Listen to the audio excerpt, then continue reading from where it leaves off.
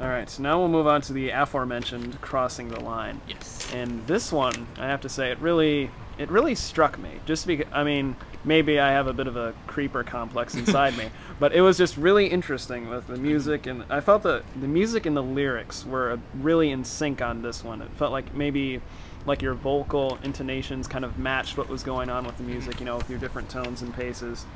And in one part of it, I believe it was a clarinet solo, I think. I could be wrong on the instrument. Saxophone. Was it saxophone? Okay, my bad. But it was that solo was really chilling. I like that. But tell us about what's behind that one, because that was interesting. That was a bit of your darker side. On that song was the first song I wrote as the Untitled Nick Strong solo project. That was the one. It started out being written for my ska band. Okay. And then I realized there's no way we could pull it off live because there's so many time changes and tempo changes, and just it's a really difficult song. There's lots of really fast horn parts, that you know, stuff like that. And so that's how the solo project was born, because of that song. I had that and another acoustic song, which interestingly enough is the only song I've ever written that is not on the CD, but that's for different reasons that maybe we'll get to later. Right. But this song, God, how did the lyrics start? Because it's a really creepy song. It is. I think it came like, okay, how I usually write lyrics is I write the music on my acoustic guitar and I play along, and then I just sing gibberish. Right. I just kind of sing like whatever words pop into my head, because those are usually what fits with the music most. And then I kind of go back and try to establish like a theme. And I really wanted to write a song that was like a story that had a beginning, a middle, and an end, you know. And so it ended up being the story about, you know, a guy that stalks a girl and ends up killing her. Yes, exactly. Spoiler alert. Right. And so I thought it was really cool too how, you know, it starts out with the really creepy, moody acoustic guitar, you know, which really matches the lyrics, and then it gets really bouncy. Like it's still minor, but it's like bum ba dum bum bum ba dum bum. And so it's kind of like, it's really sick and kind of like a sick humor. Yeah, exactly. Kind of the feel of the song. And I've got other people that have said that the lyrics really fit the music or the vocals and stuff, which I'm really glad that people think that. But I guess that never really occurred to me when I was writing it. But I'm glad.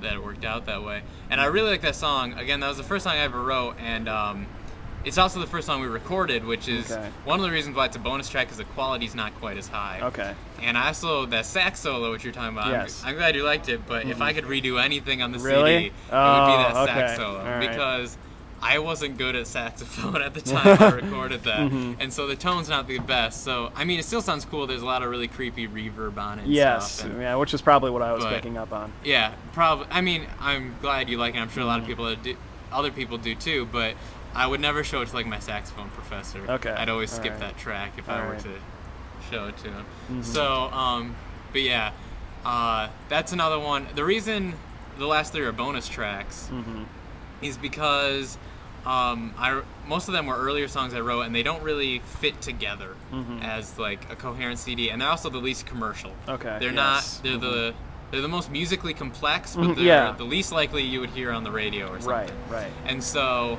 I wanted to take all of my like the commercial songs and put them together, because those actually fit together as an album. As varied as they were, they kind of had a similar feel to them. The last three songs don't really have that feel, and they don't really mix together as well. They couldn't just be like, you know, track 6, because, you know, you end with Westward Run. Westward Run is the end of the CD.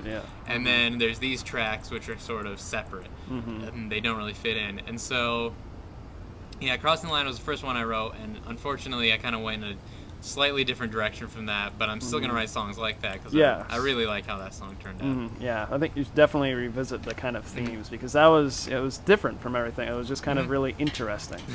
But and now we'll move on to the final track, The Siege on Sanibel Hollow, which, like you say, like those are the tracks where the composition of it was like really interesting and complex, and the lyrics just came in fast and furious here, and they were done. So give us a little more insight on that one, because I had a little bit of trouble just like, what's this one about? This one was written right after Crossing the Line, so I was still kind of on that musical freedom high, where I was like, I can write whatever I want, so I'm going to. And I ended up, what I wanted to do, I was writing a classical piece at the time, a piece for my high school symphonic band, which we ended up playing. And I realized I wanted to put classical music influences into a punk rock song. And so that's where that whole, you know, the cello intro comes from, and The weird time signature. It starts out 9/4, and then like the bridge is in 7/4, and then it goes into punk rock, just like power chords. And, but the power chords are introduced on marimba. So it's a really messed up song, but I love it. That was probably the most fun to write because it's just me going crazy and mixing punk rock with classical, and it's fantastic. And yeah, there's only 4 lines of lyrics in the whole song because I didn't think it would stand as purely instrumental.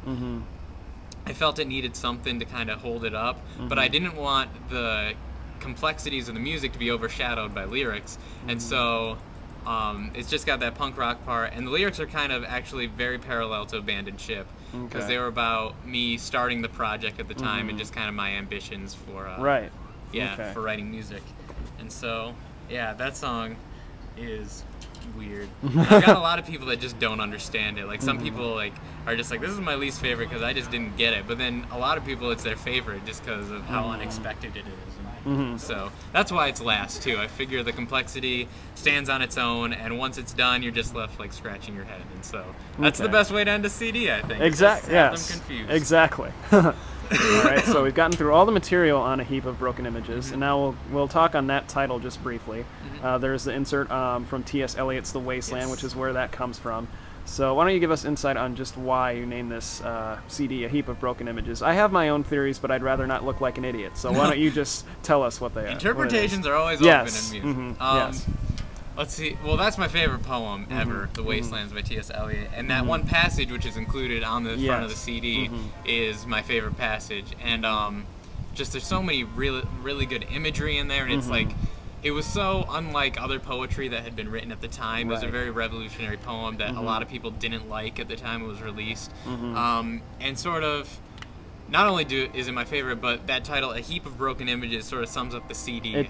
How everything is like, everything's an experiment on a different genre. Every song started out as me going, well, what if I tried to write a funk song? You know, there's First Impressions. Or what if I tried to write a Dresden Doll song? There's Summer Twilights. What if I tried to write a cabaret song? And, you know, what if I tried to mix classical with punk? And so all of these are completely separate songs, and there could probably be an entire album just on that style, but there's not. There's only one song, and everything's varied, and they're really just broken images, like just broken pieces just broken pieces of my creative mind that still sort of fit together in a weird, maybe they don't actually